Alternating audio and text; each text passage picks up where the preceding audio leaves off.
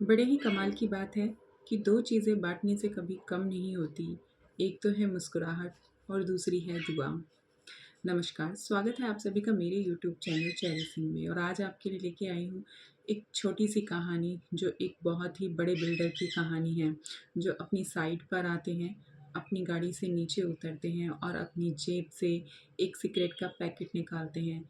Cigarette बाहर निकालते हैं, सिगरेट जलाने ही वाले होते हैं, तभी अपनी साइट पर काम करते हुए मज़दूरों पर उनकी नज़र जाती है। क्या देखते हैं कि जवान मज़दूरों के बीच में एक छोटा लड़का भी काम कर रहा है, जिसकी उम्र महज़ 10 या 12 साल होगी।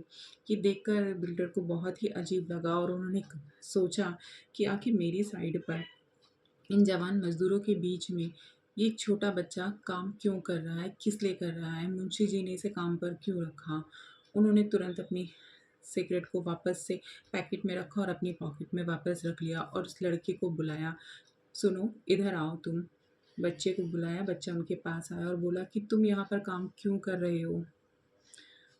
तुम स्कूल नहीं जाते?" उसने कहा, "हाँ, मैं स्कूल जाता हूँ।" उसने कहा, "तुम यहाँ क्यों मज़दूरी कर रहे हो?" उसने कहा, "क्योंकि मुझे पैसों की ज़रूरत है, मुझे ये काम करना है, ये मेरा काम है।" कहा, "तुम्हारे पापा नहीं?" कह रहे, "हाँ, मेरे पापा हैं।" "तो फिर वो काम नहीं करते, तुम क्यों कर रहे हो?" कह रहे, "मेरे पापा यहीं पर काम करते थे और ईंटों से भरी हुई ट्रॉली एक बार गिर गई थी, जिसकी वज़ह से मेरे पापा के पैर में चोट लग गई थी और अब वो बेड रेस्ट पर घर पर हैं और मेरी माँ उनकी देखभाल करती है। इस वजह से मुझे काम पे आना पड़ा। तो जो है सेठ जी ने कहा कि तुम्हारे पापा ने तुम्हें काम पर भेजा है। उनके अंदर एक खीस-सी पैदा हो गई थी। एक मतलब चिड़चिड़ाहट सी पैदा हो गई थी कि इतने छोटे बच्चे को काम पर कोई कैसे भेज सकता है, जबकि ये उसकी उनकी पढ़ने-लिखने की उम्र है। तो उसने कहा कि जो है तुम्हारे पापा ने तुम्हें काम पे भेजा है। कहने लगा कि नहीं, मुझे मेरे पापा ने काम पर नहीं भेजा, उन्होंने तो मुझे स्कूल भेजा है। तो फिर तुम काम पर क्यों आए? तुम्हारी माँ ने तुम्हें काम पर भेजा? नहीं, मेरे माँ ने भी मुझे काम पर नहीं भेजा, मेरे मम्मी-पापा ने मुझे काम पर नहीं भेजा, मैं काम पर अपनी मर्ज़ी से आया हूँ क्योंकि उन्होंने मुझे स्कूल भेजा। मुझे तो स्कूल में जाता हूँ, खिचड़ी मिल जाती है, मेरा तो पेट भर जाता है, लेकिन मेरे पापा बीमार हैं, उनका पैर टूटा हुआ है। मेरी माँ और मेरे पिताजी भूखे रहते हैं, जो मुझसे देखा नहीं जाता कि वो लोग भूखे रहते हैं। मेरे पिताजी अब कमा नहीं सकते हैं, मज़दूरी पर नहीं आ सकते हैं, इसलिए मैं अपनी मर्ज़ी से काम पे आया हूँ, जिससे कि मैं उनके खाने का भी इंतज़ाम कर सकूँ। अब आप मुझे जाने दीजिए, मेरी मज़दूरी करने दीजिए, वरना मेरी मज़दूरी मुझे नहीं मिलेगी। उसने कहा कि तुम्हें कोई काम करने की ज़रूरत नहीं है, तुम अपने घर जाओ। ये सोच के सुन के जो बच्चे को बड़ा अजीब लगा, कह रहा है कि नहीं, ऐसा मत कीजिए, मुझे मेरे घर मत भेजिए, मुझे काम करने दीजिए, मुझे ज़रूरत है इसकी।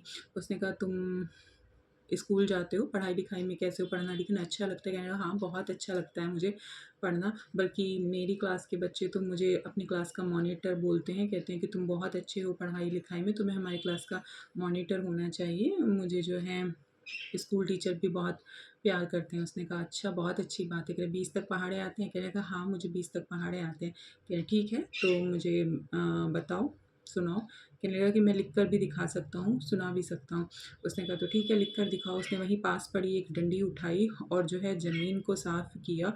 ज़मीन को अपनी टेबल बनाकर ज़मीन पर डंडी से जो है 20 तक उसने 10 से 15 मिनट, 20 मिनट के अंदर उसने 20 तक पहाड़े लिख दिए और बिल्कुल ही सही-सही लिखे। सेठ जी ने जब ये देखा तो उन्हें बड़ा आश्चर्य हुआ कि पढ़ाई-लिखाई में इतना अच्छा है बच्चा और 20 तक पहाड़े लिख दी। उन्हें जो है अपना बचपन याद आया, क्योंकि उस सेठ ने भी, उस बिल्डर ने भी कभी ऐसे ही शुरू किया था। एक ईंट के भट्टे से ही उनकी ज़िंदगी लाइफ़ शुरू हुई थी। वो भी बहुत गरीब थे, ईंट ईंट के भट्टे पर काम करते थे, उस एज में मज़दूरी करते थे, जो पढ़ाई-लिखाई की उनकी उम्र थी। धीरे-धीरे शुरू करके आज जो थे वो बड़े बिल्डर बन गए थे।